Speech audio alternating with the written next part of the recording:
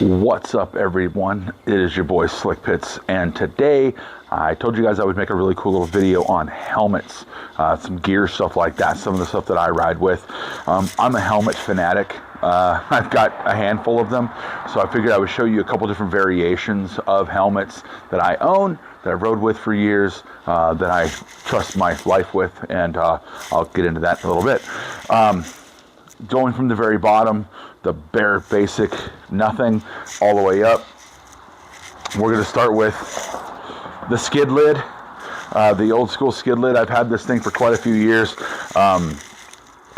These are sold as novelty, guys and girls. These are not, especially this one. There are DOT approved variations. If you're big into that, if you like that minimalist peanut style, this was literally a $24, $25 skid lid that I bought at a shop. Granted, this thing will, of course, deflect bugs and stuff like that. Would I trust my head in an accident with this thing? Not on your life. This thing's not even really good enough to be a skateboarding helmet for as far as impact. But you know, it does provide a little. It does provide something. If you want to have something on your head to protect it, it's got some small padding in there. Of course, if it's going to be on there and you're going to have full breezy in the face, and of course, I've done some old school cool stickers on there, you know, if you're old school skate guy like I am. But yeah, outside of that, this is just the very, very bottom of the bare minimum. Now, moving on from there, we're going to go up to a 3/4 helmet, and I will show you. I currently own three 3/4 helmets. In each one I've gotten bubble shields for, and I am a big fan of Biltwell, the Biltwell Bonanza specifically. I've got three. I've got one in a red. I've got the cool root beer flake that you guys have all seen, and I had, and I'll show it to you, the green that had come out last year. These things are cool. You can sit there and take this, the bubble shield off. There's regular shields, there's visor shields, there's different options. If you want to be the minimalist, again, if you want to roll around a little bit more minimalist, a little bit more air to the face, old school 60, 70 style, but these are a DOT approved helmet. This does have a nice thicker liner, good shells. Make sure when you're getting a helmet, you get one that's got a shell size that's going to fit your head. You want to make sure that this has a good snugness to your cheeks, and it's not rattling around on your dome. You want to be able to make sure that it fits and fits properly. For me, I have a huge head. And I'm not kidding. This is the largest size shell that Biltwell makes in these. It's a double XL, and it's perfect on my head. But I also have a very round head. Most Americans have what would be considered a neutral oval, and so you may want to look at a couple different variations of a more neutral oval helmet. But as far as having that still wind in the face, some guys do the goggles, or of course, like you've seen, I wear glasses, so I love having the bubble shield old school look. And of course, paint jobs on the Biltwell stuff is amazing. Now, I will say this though, and I'm going to show you guys something. This is the helmet I was wearing last year when I had my accident. And it is, again, it was the green 3/4. And if you guys take a good look, you'll see gashes into my helmet, and it went onto my windscreen. Now, these provide a little bit of flex and everything, which is nice, but I can tell you that if I was not wearing a helmet, your boy Slick Pits may not even be here today, because these are some pretty darn deep gashes and stuff, and this would have been in the backside of my head when I hit the concrete, when I hit that asphalt doing about 65, 70 miles an hour. So, obviously, because I've been in an accident with this one, it is retired. Will it still perform? Probably, but you know what? When you start cracking the ABS and you start getting damage, don't wear a damaged helmet, y'all, because you are now, you're jeopardizing the functionality of it, the structural, you have structure damage and stuff, so it may be a lot weaker in those areas. And so if I were to happen to have another accident, probably wouldn't protect nearly as good. So the helmet did its job. It saved my life, and a big, huge shout out to Biltwell for making such an awesome product. It didn't fall apart on me. It stayed nice and snug on my head through my accident, and I'm alive because of it. But that's that one.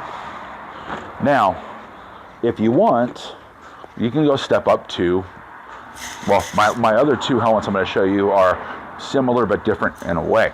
So this is going to be full face, my Biltwell Gringo S. This is the Gringo S. It's going to be very similar to a lot of your regular full face helmets, guys. So, and girls, your mask is connected. So I can sit here and lock this down if I need to.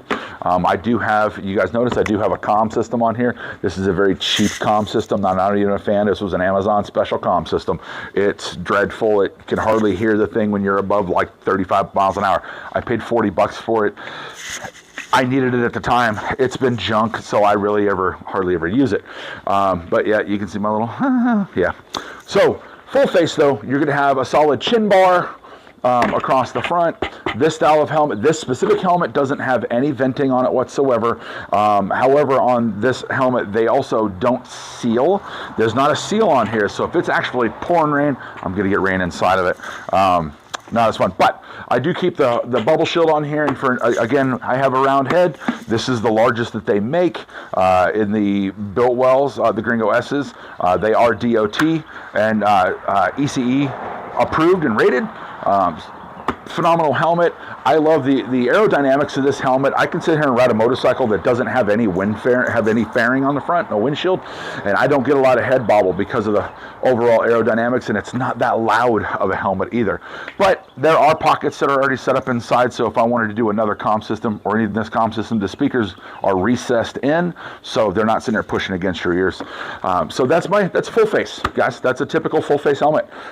This being a 70s style, it doesn't drop down as much, so when I'm riding, a little bit of my chin kind of shows. So if I'm riding with it, I may get some airflow up in here. It doesn't really have a chin skirt, so it doesn't block, so my chin would get kind of cold right now at this time of year.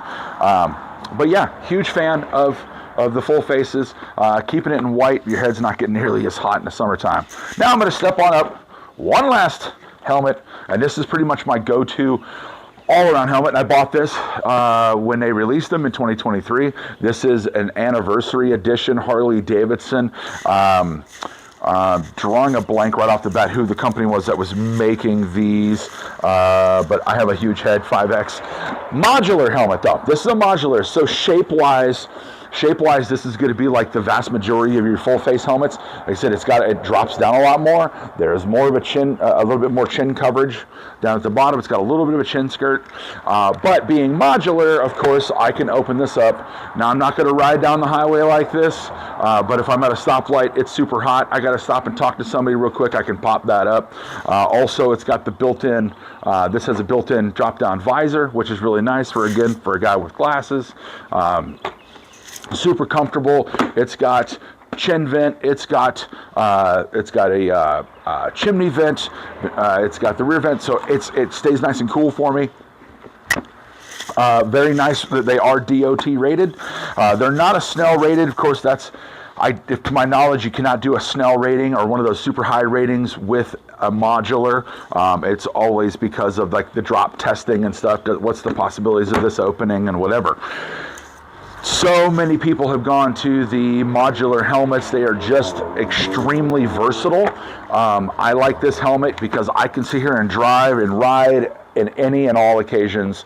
It seals well, so I've ridden through some major storms, not had any leakage issues. It's not a loud helmet. It gives me what I need when I'm riding. It does have really deep pockets in the sides if I wanted to mount a comm system on this helmet as well. So that's my rundown. That's my quick rundown. That's the helmets I use. I don't ride without one. If I'm running up and down around town, more than likely I'll be in a 3/4.